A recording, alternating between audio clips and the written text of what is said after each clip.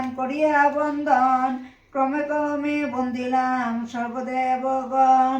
কলিযুগে সত্যদেব পূজার কারণ, অধিষ্ঠান হইলেন দেবনারায়ণ।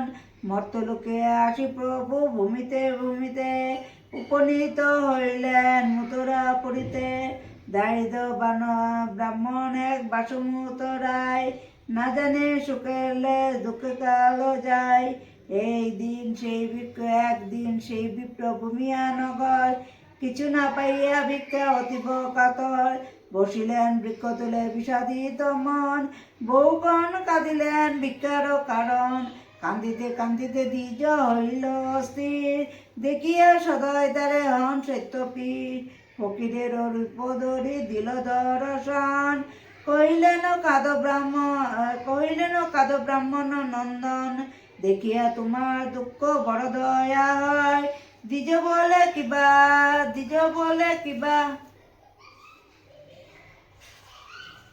কিবা হবে কহিলে তোমায়। ফকির বলেন দ্বিজ ক্ষতি কিবা তাই, বলো আপন কথা সত্য যে বা হয়। দ্বিজ বলে আজীবন ভিক্ষা মাগি খাই, আজি না পাইনু ভিক্ষা মিচামিচি যায়। খাইতে না মিলে অন্ন বস্ত্র নাই জুটে, তৈল বিনা দেখো মোর দেখরি ফুটে। অনশনে অর্ধশনে দিন কেটে যায়, আরে দুঃখের জ্বালা সহ্য নাই হয়। ফকির কইল আজি হইতে তবে দুঃখ দূর, অতুল সম্পদ হলো যাও নিজপুর।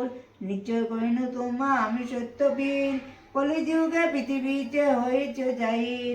এরূপ চিন্তিয়া যেবা শূন্য নিবেদ হয়, সেই ফলে হইবে সম্পদ নিশ্চয়।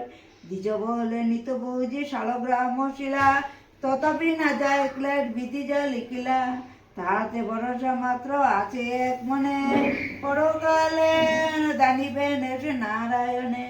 তা গুচায় কেন পীরের বুঝিব, মেলছ চরণে কেন মন নরকে বুঝিব। হাসিয়া ফকির কয়ে শুনরে অজ্ঞান, যেই পীর সেই হন দেব নারায়ণ। বেদ আর পুরাণ বুঝিয়া দেশ এক, জগতে নাইক দুই শুনো পড়ত এক। বলিতে বলিতে সেই অখিলের নাথ, শঙ্খ চক্র গদা পদ্ম হইল চারিয়া।